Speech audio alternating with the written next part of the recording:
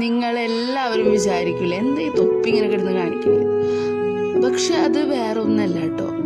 ഞാൻ ഉണ്ണീശോനെ കാണാനായിട്ട് പോകാനായിട്ട് തൊപ്പിയിട്ടതാണ്. തൊപ്പിയൊക്കെ ഇട്ട് ഉണ്ണീശോയെ കാണുവാനായിട്ട്, ഉണ്ണീശോയുടെ അടുത്തിരിക്കുവാനായിട്ട്, അടുത്തുനിന്ന് കുറച്ച് ഫോട്ടോ എടുക്കുവാനായിട്ട് ആഗ്രഹിക്കുന്നു.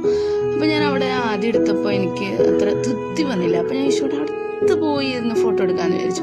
അങ്ങനെ ഞാൻ എടുത്ത ഫോട്ടോയാണിത്. അതിനുശേഷം ഞാൻ ഇന്നും സ്ഥാപക പിതാവിൻ്റെ അടുത്തേക്ക് പോയി പ്രാർത്ഥിക്കാറുണ്ടായിരുന്നു. അപ്പോൾ ഇന്ന് കുർബാന കഴിഞ്ഞ് ഉണ്ണീശോയെ മുക്തി പ്രാർത്ഥിച്ചതിന് ശേഷം ഞാൻ സ്ഥാപക പിതാവിൻ്റെ അടുത്ത് വന്നതാണ്.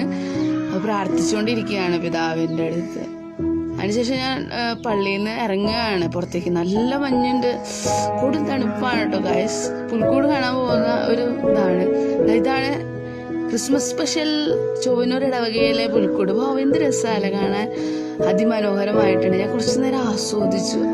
എന്ത് രസമായിട്ടാണ് ഓരോ കൊട്ടാരങ്ങളും പുൽക്കൂടും, പുൽക്കൂടിൻ്റെ ഉള്ളിലെ ഉണ്ണീശോയെയും മാതാവിനെയും ഒക്കെ വെച്ചിരിക്കുന്നത് കാണാൻ എന്ത് രസമാണ്. ലൈറ്റും എല്ലാം ഒരു ക്രിസ്മസ് അന്തരീക്ഷം തന്നെ സൃഷ്ടിച്ചിട്ടുണ്ട്. അതിനുശേഷം വീട്ടിലെ രംഗങ്ങളാണ്. ഇതാണ് വീട്ടിലെ പുൽക്കൂട്. അതൊന്നും പറയില്ല, എന്നാലും അഡ്ജസ്റ്റ് ചെയ്യാം.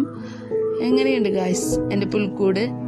എൻ്റെ ഈ ഒരു കൊച്ചു വീഡിയോ നിങ്ങൾക്ക് ഇഷ്ടമായെങ്കിൽ ലൈക്ക്, ഷെയർ, സബ്സ്ക്രൈബ് ചെയ്യണേ. എൻ്റെ വീട്ടിൽ അതിമനോഹരമായ പുൽക്കൂടാണ്.